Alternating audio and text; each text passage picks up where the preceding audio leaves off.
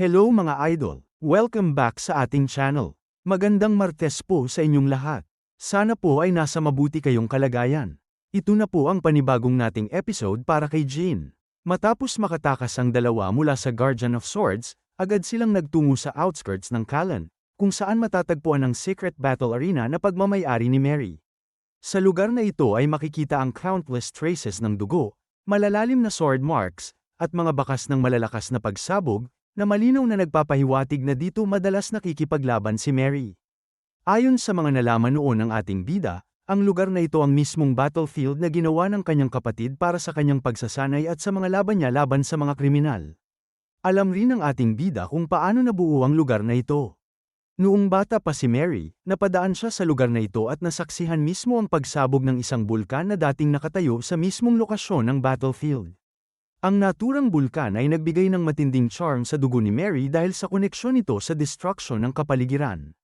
Dahil dito, agad niyang napagpasyahan na ang lugar na ito ang magiging sariling teritoryo niya.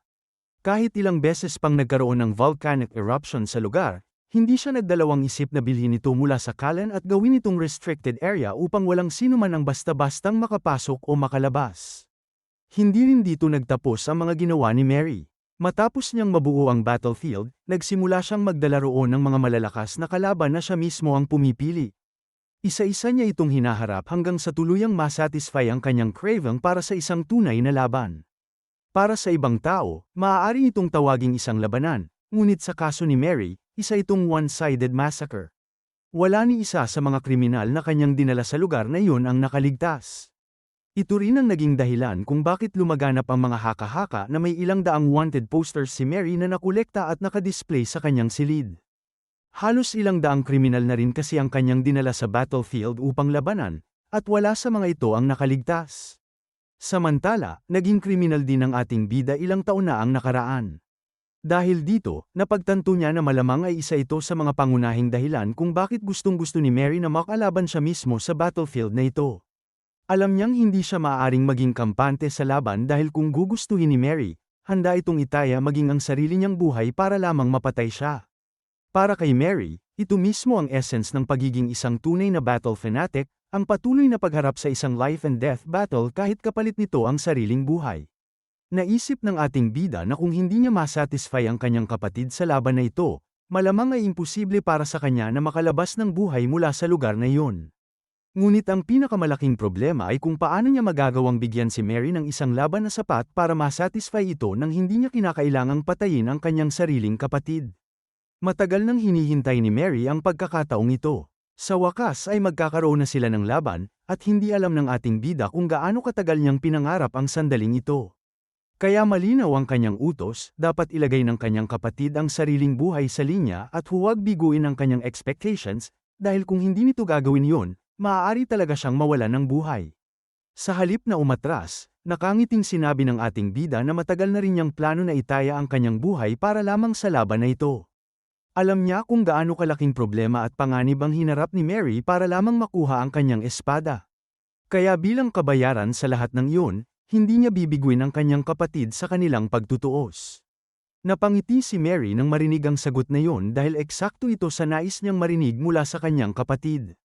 Gayunpaman, dahil isa pa lamang itong bagong flag bearer, naisip ni Mary na nararapat lamang siyang bigyan ng isang regalo bilang papuri sa kanyang bagong nakamit. Nang marinig yun ng ating bida, agad siyang nakaramdam ng panganib. Kilala niya ng husto ang personalidad ng kanyang kapatid, kaya alam niyang walang ordinaryong regalo ang manggagaling kay Mary, lalo na sa isang laban na ganito kaseryoso. Agad na ibinato ni Mary ang isang silver na bilog patungo sa direksyon ng ating bida. Ngunit sa sandaling makita niya ito, agad nang naisip ni Jean kung ano talaga ang laman ng naturang regalo. Dahil kilala niya ang tunay na personalidad ng kanyang kapatid, sigurado siyang isa itong bomba na mismong si Mary ang naghanda bilang unang surprise attack para sa kanilang labanan. Ginamit ni Jean ang kanyang mga mata upang suriin ang silver ball at doon niya tuluyang nakumpirma ang kanyang hinala. Isa nga itong bomba, at higit pa rito, mayroon pa itong imahe ni Mary, na tila nagsisilbing tanda na isa ito sa mga espesyal na inihanda nitong regalo para sa kanya. Agad itong tinapak ni Jean palayo sa kanyang direksyon upang hindi ito sumabog mismo sa harapan niya. Dahil dito, tumama ang bomba sa likuran ng bundok at doon malakas na sumabog. Sa halip na magulat, sinabi lamang ng ating bida na talagang nagustuhan niya ang unang regalo ng kanyang kapatid dahil eksakto ito sa inaasahan niya. Subalit bago pa man niya matapos ang kanyang sinabi, mabilis nang nagpakawala si Mary ng panibagong atake patungo sa kanya. Wala nang ibang pagpipilian si Jean kundi ang mabilis na umiwas. Bagamat biglaan ang pag-atake, madali pa rin itong naiwasan ng ating bida dahil mas lalo nang tumaas ang kanyang perception mula nang umalis siya sa Mayan Guang clan. Para sa kasalukuyang antas ng kanyang kakayahan, hindi na mahirap para sa kanya na basahin at iwasan ang mga ganitong uri ng atake. Agad namang tumalon si Mary sa itaas niya at natuwa nang makita niyang nagustuhan ng kanilang bunso ang kanyang unang regalo. Ngunit hindi pa pala doon nagtatapos ang mga sorpresa dahil agad niyang sinabi na mayroon pa siyang panibagong regalo para sa kanyang kapatid.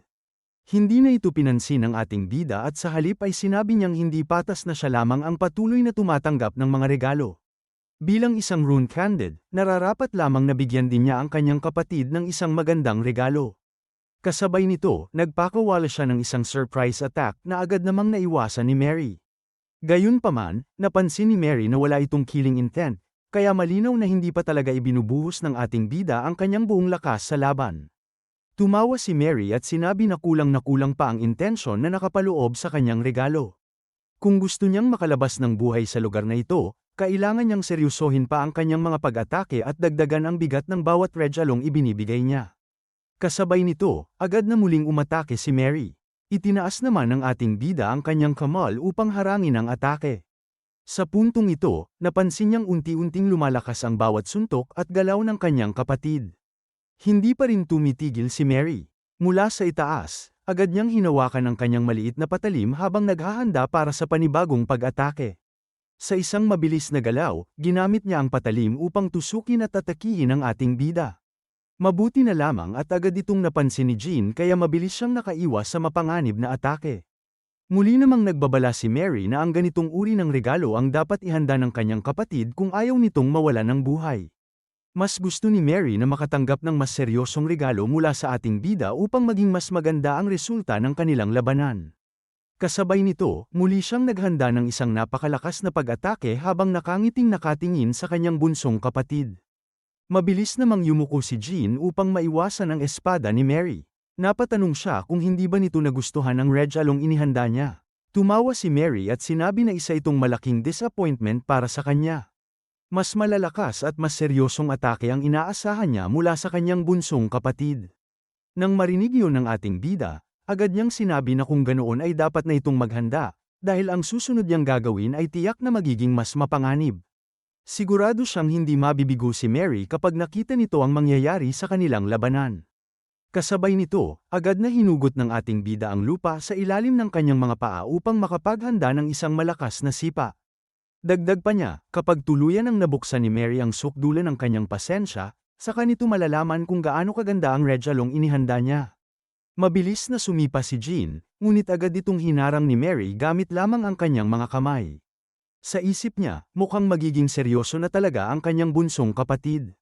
Habang abala si Mary sa pagharang sa kanyang atake, mabilis namang hinawakan ni Jean ang kanyang kamay. Nagulat si Mary nang maramdaman niyang hindi niya agad maigalaw ang kanyang kamay matapos itong mahawakan ni Jean. Ngunit sa halip na mainis, lalo pa siyang natuwa.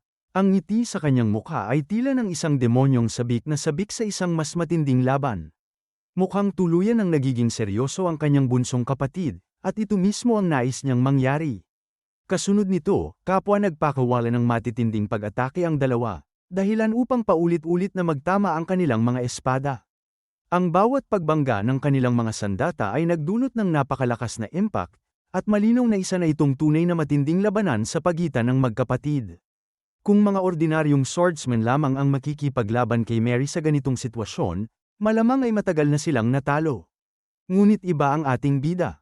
Dahil sa kanyang kakayahan at karanasan, nagagawa niyang makipagsabayan kay Mary, dahilan upang lalo pang maging mabagsik ang kanilang pagtutuos. Sa huling pagtatama ng kanilang mga espada, parehong napaatras ang dalawa dahil sa napakalakas na impact at napilitan silang gumawa ng distansya mula sa isa't isa. Hindi naman nagpatinag si Mary. Kahit malayo ang pagitan nila, agad niyang ginamit ang kanyang espada upang magpakawala ng isang malayuang pag-atake patungo sa kanyang bunsong kapatid. Kasabay nito, sinabi niyang nagustuhan niya ang Regalong yun dahil nakita niya mismo ang killing intent sa mga mata ng ating bida. Agad namang hinarang ni Jean ang pag-atake gamit ang kanyang Parademand. Doon niya napagtanto na kakaiba ang sandatang ginagamit ng kanyang kapatid dahil hindi lamang ito epektibo sa close combat, kundi maaari rin itong gamitin sa long-distance attacks. Dahil sa lakas ng impact, napaatras at napatilapon si Jean, at doon niya napagtanto na talagang nagiging seryoso na si Mary sa kanilang laban. Kung nais niyang manatiling buhay, kailangan na rin niyang makipagsabayan sa kanyang kapatid. Agad niyang inatake ang lupa sa ilalim niya upang lumikha ng malaking distansya mula kay Mary. Nakangiti niyang sinabi na talagang naging maganda ang regalo ng kanyang kapatid, lalo na't nakikita niyang magiging magandang pagkakataon nito upang masubukan ang kanyang sariling kakayahan sa pakikipaglaban. Agad namang tumalon si Mary upang maiwasan ang mga batong ibinato ng atake ni Jean. Habang nasa ere, ginamit niya ang kanyang espada upang wasakin ang mga batong humaharang sa kanyang daan at makalapit muli sa ating bida. Ngunit hindi na pareho ang sitwasyon ngayon. Nagdesisyon na si Jean na seryosohin ang kanilang labanan. Itinaas niya ang kanyang kamay at isang magic circle ang agad na lumitaw. Mula rito ay nagsimulang mabuo ang napakaraming yelo sa paligid. Napatigil si Mary nang makita ito dahil malinaw na seryoso na talaga ang kanyang bunsong kapatid. Narinig na niya noon ang mga balitang may kakayahan si Jean na gumamit ng mahika, at ngayon ay napatunayan niyang totoo nga ang mga haka-hakaang yun. Ilang malalaking tipak ng yelo ang nabuo sa paligid ng ating bida, bago niya sinabi na yun ang regalong inihanda niya para sa kanyang kapatid. Hindi pa yun ang sukdulan ng kanyang kakayahan, ngunit umaasa siyang magugustuhan ito ni Mary. Mas lalong nagningning ang mga mata ni Mary. Ngayon lamang siya nakakita ng isang run candle na may kakayahang gumamit ng mahika. Kaya para sa kanya ay isa itong napakahalaga at kakaibang karanasan. Agad namang ipinakawala ni Jean ang mga yelo patungo kay Mary. Ngunit sa halip na tamaan, madali lamang itong winasak ng kanyang kakaibang sandata. Hindi man lamang nakalapit ang mga yelo sa kanyang katawan dahil bawat isa ay agad niyang hinihiwa bago pa man tuluyang tumama sa kanya. Nang tuluyang mawala ang mga yelo, mabilis na nagpakawala ng panibagong atake si Mary. Kasabay nito ay sinabi niyang talagang kakaiba ang paraan ng pakikipaglaban ng kanyang kapatid.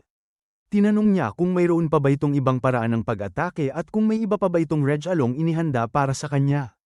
Agad niyang inihagis ang kanyang maliit na patalim patungo kay Jean, ngunit mabilis itong naiwasan ng ating bida.